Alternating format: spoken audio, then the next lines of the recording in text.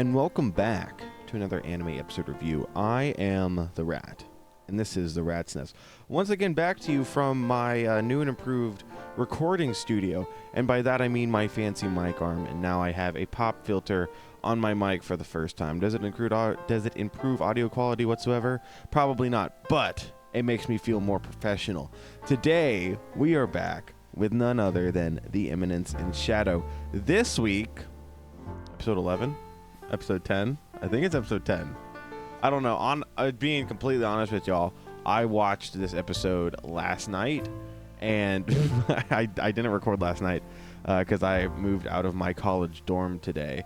And so last night I was like, we're just chilling right now. There's no need. There's no need to go out of my way and wake my roommate up. Just better. Episode 11. It is episode 11.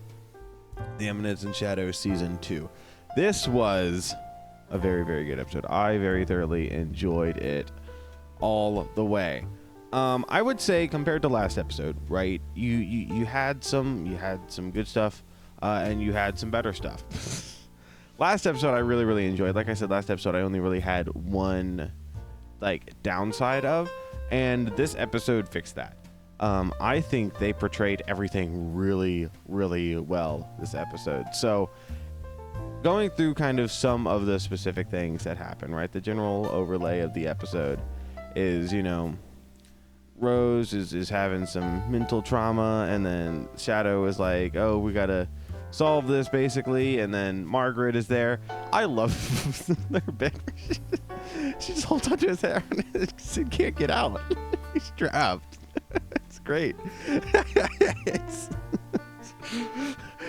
One scene, he looked genuinely terrified.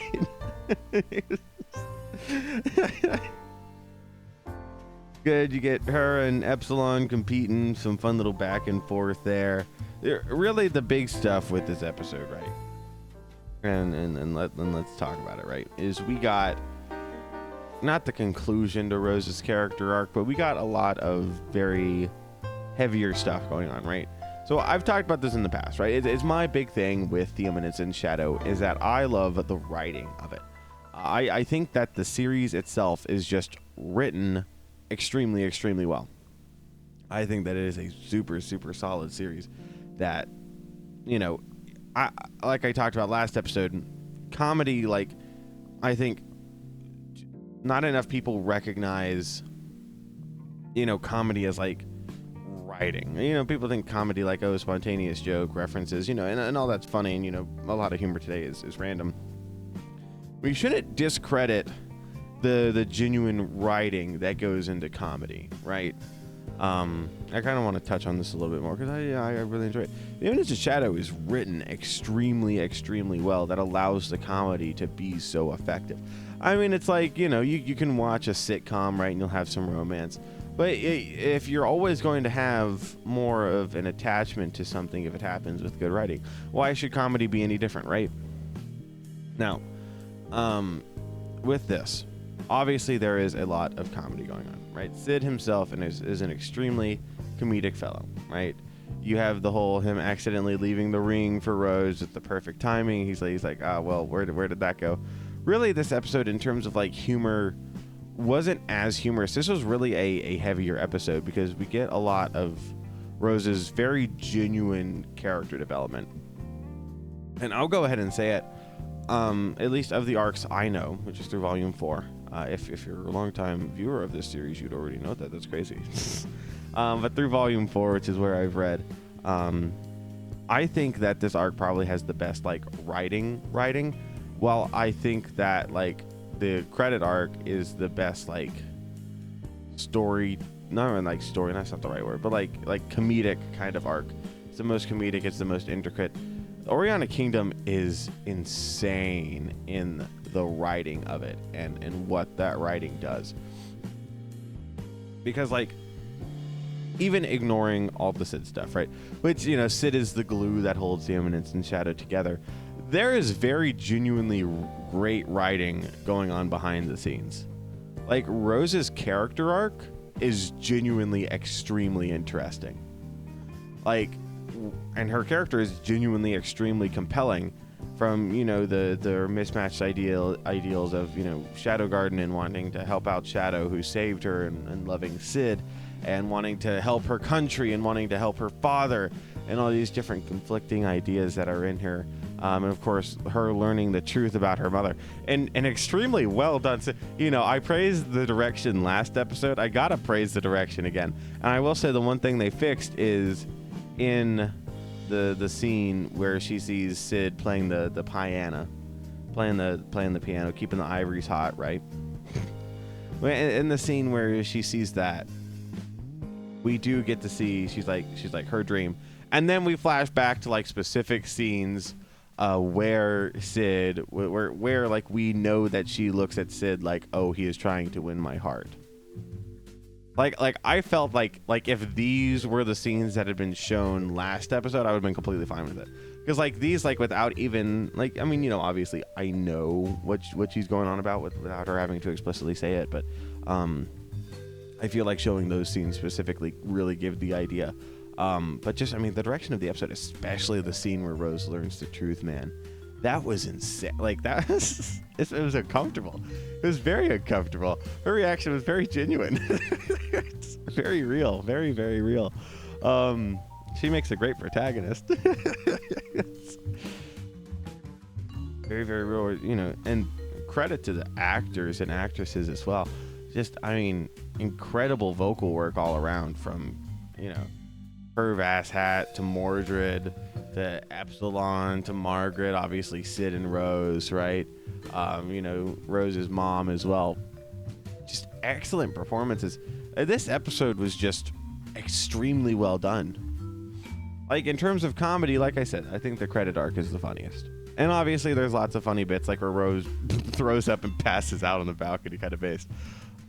But like, my love for this episode didn't come from the comedy. Like, my love for the credit arc comes from the comedy in it and how intricate and how intertwined everything is. My love for this arc really comes from the character moments, right? And in a series like The Eminence and Shadow, a lot of the characters are going to be kind of one note, are going to be kind of there. You know, just by nature, The Eminence and Shadow introduces a lot of characters. You're just not going to have time to develop them as properly as you could otherwise.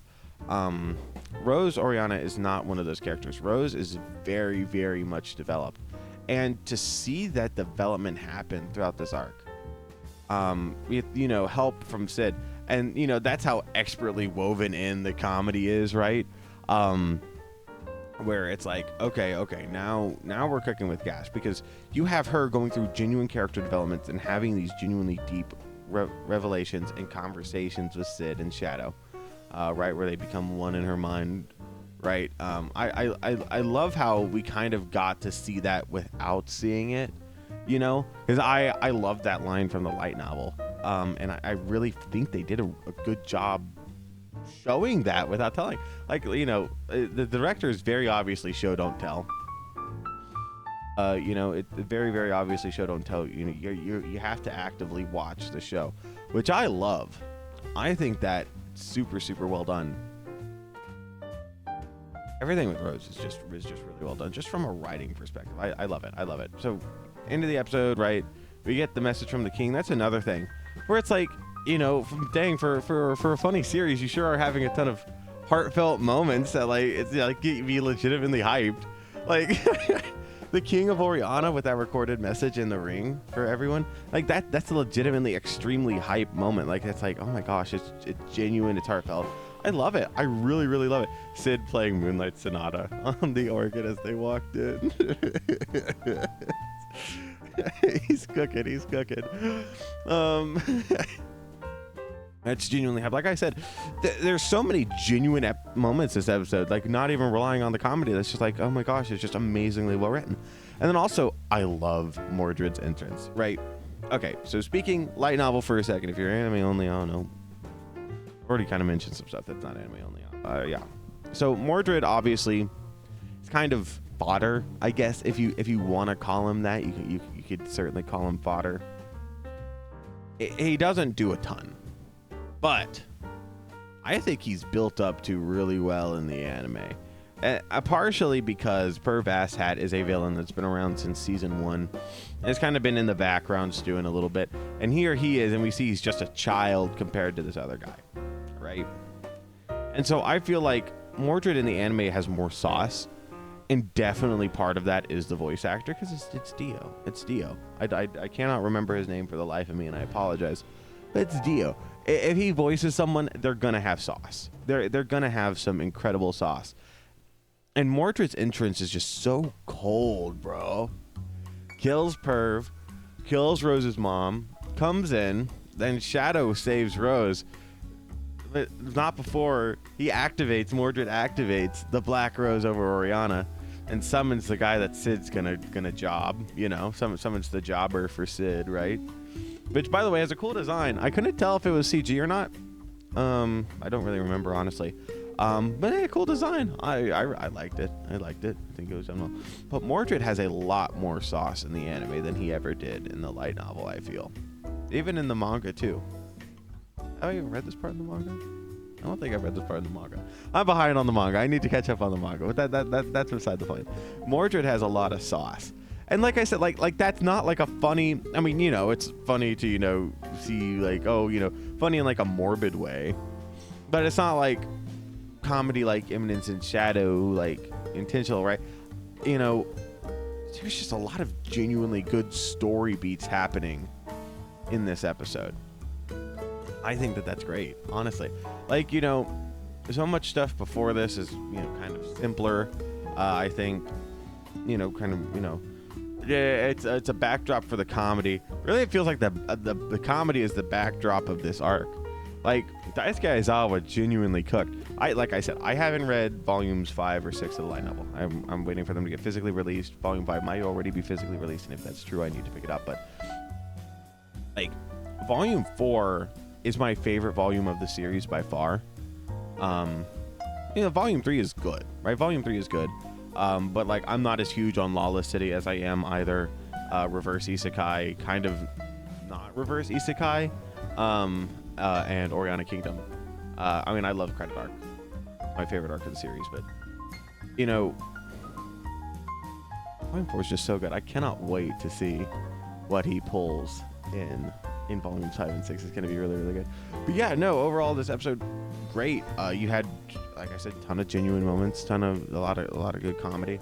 As the Eminence and Shadow always is. I think that Daisuke Aizawa is genuinely comedically and authorally gifted. I've read a lot of books in my lifetime, read a lot of light novels and manga, and I can say that the Eminence and Shadow is good writing.